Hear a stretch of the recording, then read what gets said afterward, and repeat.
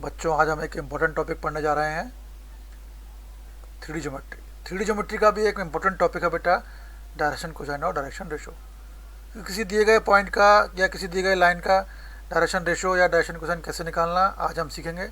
आप इन सारे क्वेश्चन, सारे टॉपिक्स को आज ही याद कर लीजिए, क्योंकि इनसे बहुत सारे क्वेश्चन एग्जाम में आते हैं।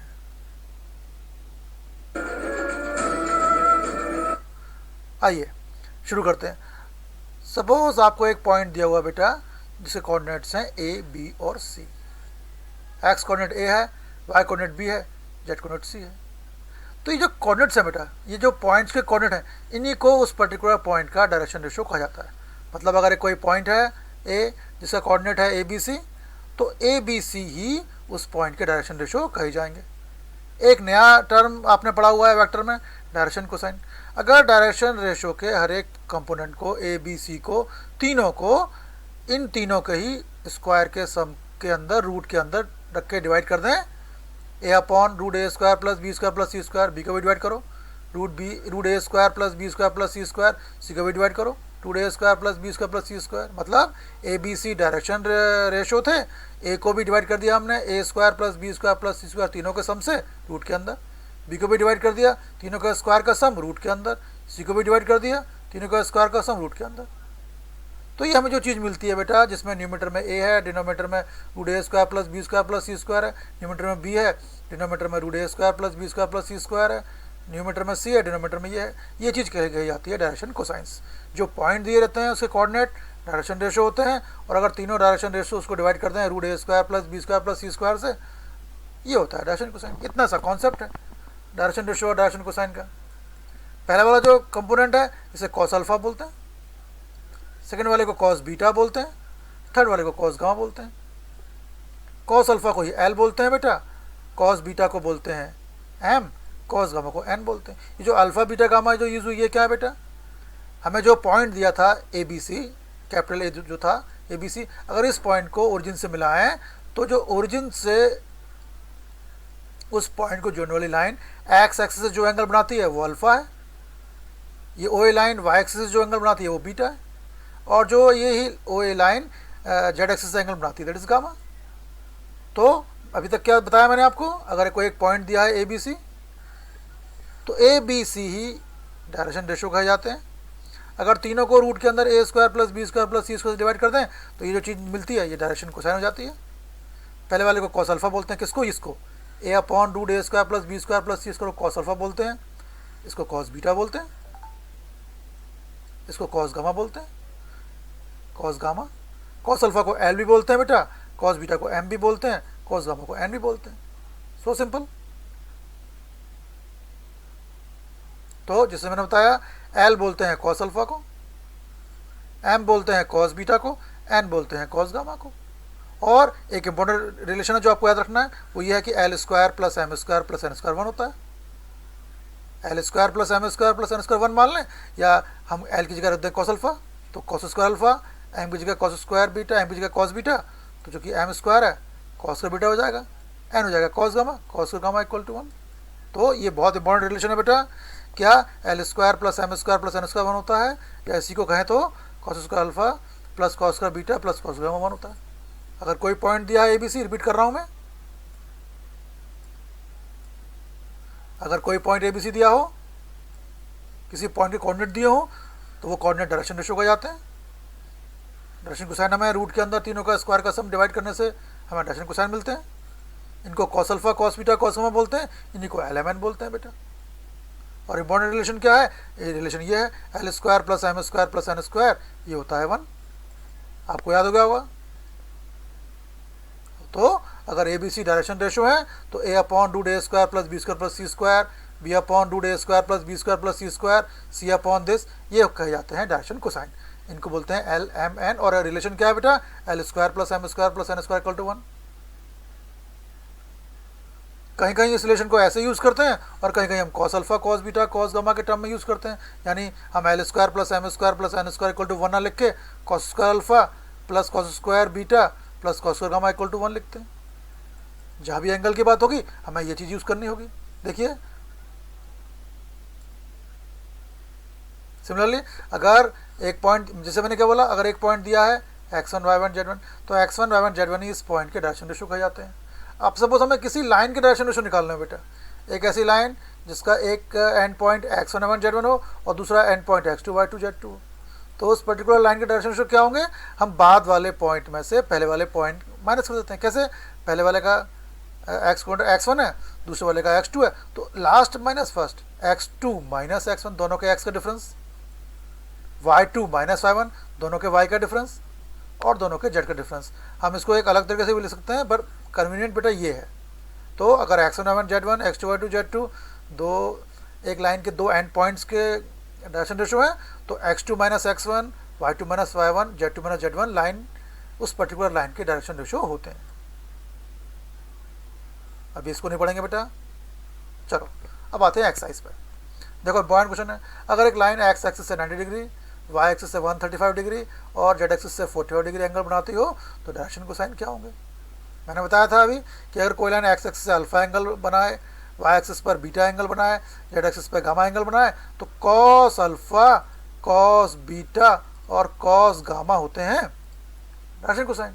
इसी को एल बोलते हैं, इसी को एम बोलते हैं, इसी को एन बोलते हैं। तो निकालना क्या है यहाँ डायरेक्शन कोसाइन, वो क्या होते हैं L M N.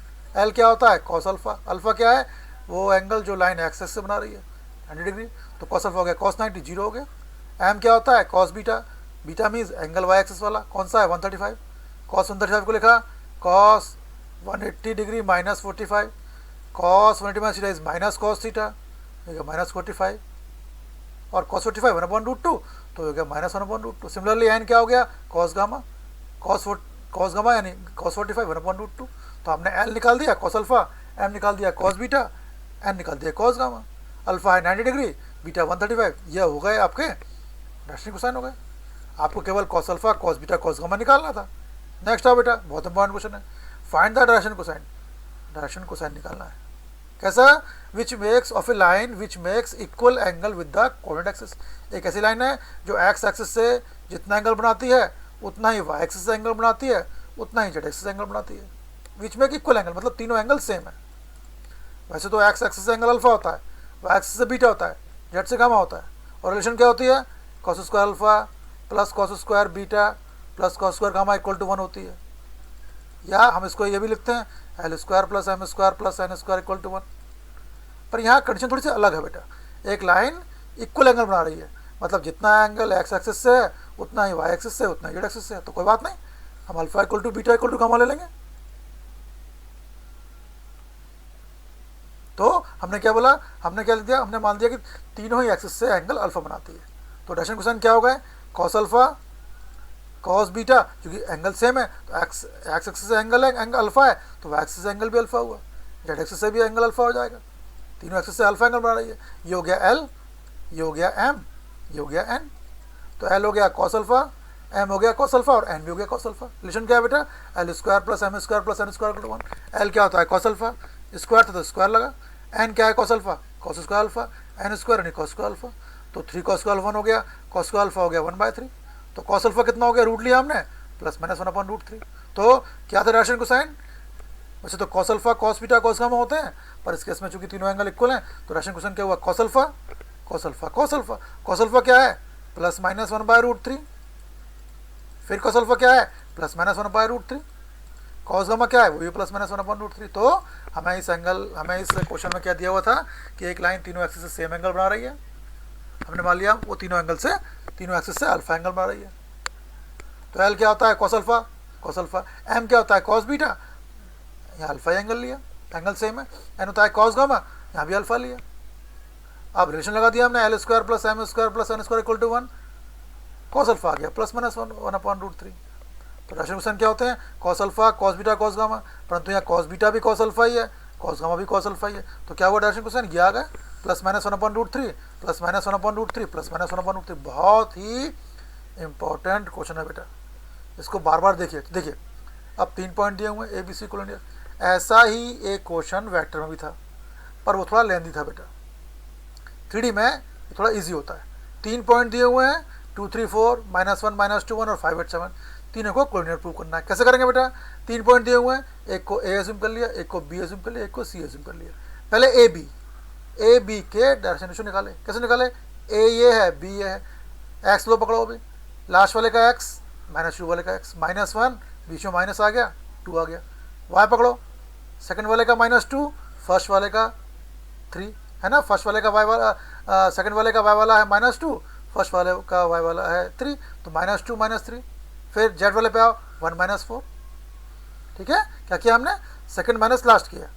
A B first, A first लिखा है, बी बाद में लिखा है, तो बी वाले का एक्स वाला माइनस ए वाले का एक्स वाला, बी वाले का वाई वाला माइनस ए वाले का वाई वाला, सी बी वाले का जेड वाला ए वाले का जेड वाला। ये कितना गया, -3 -5 -3।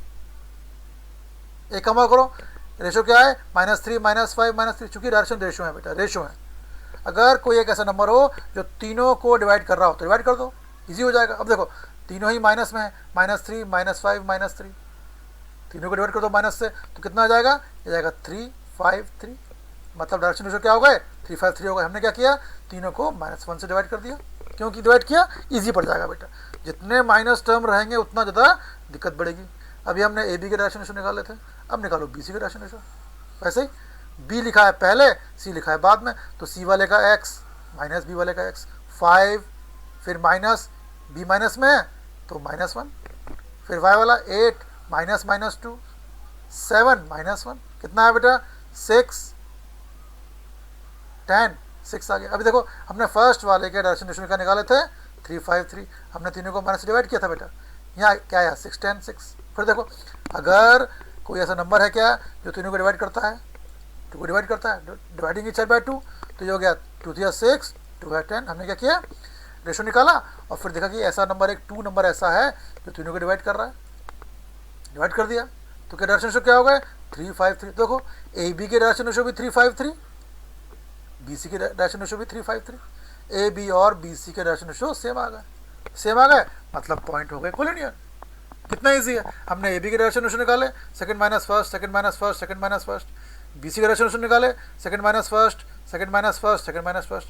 अगर डायरेक्शन रेशो में तीनों में किसी एक नंबर से डिवाइड हो रहा था, डिवाइड कर दो, यहाँ -1 से डिवाइड कर दिया 3 5 3 आ गए, यहाँ 2 से डिवाइड कर दिया 3 5 3 आ गए। क्योंकि ए बी और बी सी का डायरेक्शन रेशो सेम आ गए, मतलब पॉइंट्स ए बी सी हो गए कोलिनियर। हम केवल ये लाइन हम ये लिखेंगे कि since direction ratio of A B and B C are same, या प्रोपोर्शनल वर्ड भी यूज कर सकते हैं। क्या लिखना है, since direction ratio of A B and B C are proportional, या ये भी लिख दो चाहो तो आप कि direction ratio of A B and B C are same therefore points are collinear.